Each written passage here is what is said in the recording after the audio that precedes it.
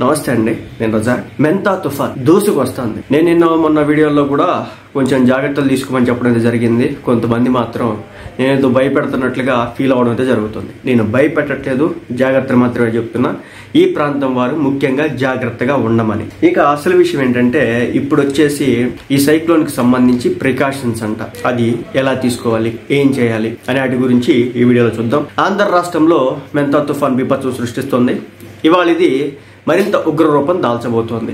ఇది నేను చెప్తున్న మాట కాదు, మీడియా మొత్తం కూడా కోడై కూస్తున్నటువంటి మాట. ఈనాటి దగ్గర నుంచి మొదలు పెడితే వెబ్ ఛానల్స్ వరకు అంతా కూడా చెప్తున్నారు. ఇవాళ అయితే ఉగ్ర రూపం దాలుస్తుందంట. ఇది నేను చెప్తున్న మాట కాదు, ఆ విషయాన్ని గమనించండి. మరి ముఖ్యంగా కాకినాడ సమీపంలో తీరాన్ని తాకబోతోంది. నెల్లూరు నుంచి శ్రీకాకుళం వరకు ఆంధ్ర తీరం వెంబడి 4.7 మీటర్ల ఎత్తు వరకు అలలు ఎగసిపడతాయని ఐఎండీ చెప్పడం అయితే జరుగుతోంది. 4.7 మీటర్లు అంట. కాబట్టి తీరం వెంబడి ఉన్నటువంటి వ్యక్తులు ఎవరైతే ఉంటారో జాగ్రత్తగా అయితే ఉండండి. తుఫాను సమీపిస్తున్న కొద్దీ కఠినమైన వాతావరణం, బలమైన గాలులు వీచే అవకాశం అయితే ఉంటాయి. ఇక అక్టోబర్ 28 ఈ రోజే, అక్టోబర్ 28 అంటే ఈ రోజు సాయంత్రం లేదంటే రాత్రికి కాకినాడ సమీపంలో మచిలీపట్నం కళింగపట్నం మధ్య తీరాన్ని దాటే అవకాశం అయితే ఉంది అని నేను చెప్తుంది కాదు, ఐఎండీ చెప్తోంది. ఈ సమయంలో గాలులు గంటకు దాదాపు 90 నుంచి 100 కిలోమీటర్లు, అదేవిధంగా 110 కిలోమీటర్ల వరకు హైయెస్ట్ వీస్తాయని చెప్పేసి అంచనా వేయడం అయితే జరిగింది. అందువల్ల అధికారులు అప్రమత్తమయ్యారు. అవసరమైతే గానీ బయటకు రావద్దంటే హెచ్చరికలు చేయడం అయితే జరుగుతుంది.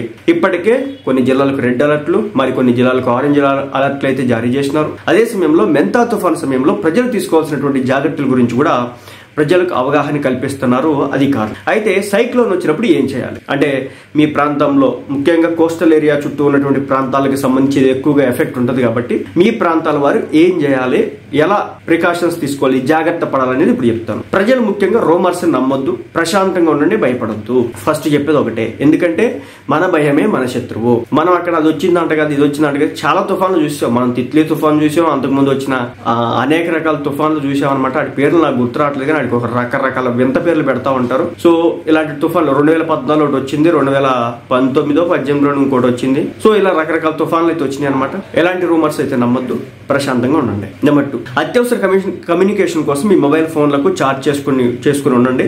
అదేవిధంగా వాతావరణ హెచ్చరికలు SMS ద్వారా పంపిస్తూ ఉంటారు, వాటిని గమనించండి. ఎందుకంటే ఈ IVR కాల్స్ ద్వారా ఇవన్నీ కూడా జరుగుతున్నాయి అనమాట.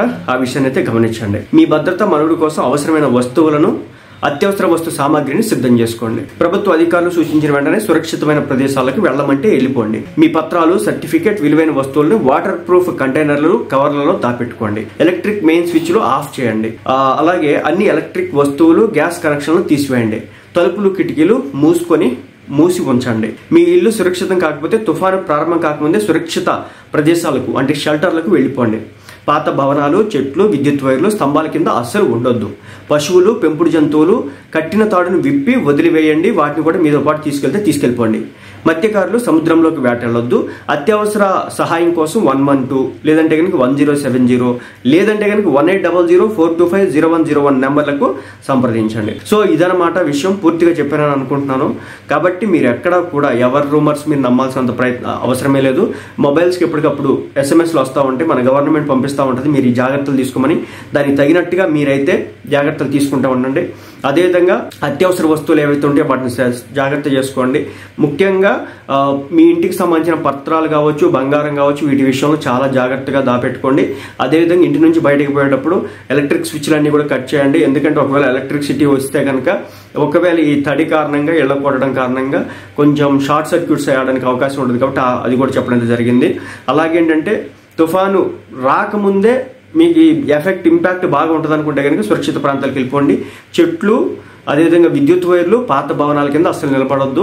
ఎందుకంటే కొంచెం గట్టిగానే వస్తుంది అంటున్నారు. నేను భయపడదలుచుకోవట్లేదు. సో కొంచెం గట్టిగానే వస్తుంది అంటున్నారు. అదేవిధంగా జంతువులు, గ్రామీణ ప్రాంతాల్లో జంతువులు పక్కాగా ఉంటాయి కాబట్టి కుదిరితే కుక్కలను కూడా తీసుకెళ్ళండి, ఏం కాదు. ఇది మళ్ళీ ఏదో అనుకుంటారు. సరే, ఏదైనా పెంపుడు జంతువులు ఉంటే కనుక వాటిని తాడి విప్పి జాగ్రత్త ప్రదేశాల్లో ఉంచండి, వాటిని కూడా. సో నెక్స్ట్ ఏంటంటే మత్స్యకారులు వెళ్ళొద్దు. మళ్ళీ చెప్తున్నా, అత్యవసర సహాయం కోసం 112 అనే నెంబర్కి డైల్ చేయండి. లేదంటే కనుక 1070 అనే నెంబర్కి డైల్ చేయండి. అది కూడా లేదంటే కనుక 1800-425-0101 నెంబర్లకు అయితే సంప్రదించండి. అప్పుడు ఆంధ్ర రాష్ట్ర ప్రభుత్వం వెంటనే మీకోసం అని చెప్పేసి రంగంలో దిగుతూ ఉంటుంది అనమాట. ఇది సంగతి. కొంచెం జాగ్రత్తగా అయితే ఉండండి. అవసరమైతే తప్ప, అవసరం లేకపోతే బయటకు వెళ్ళదు.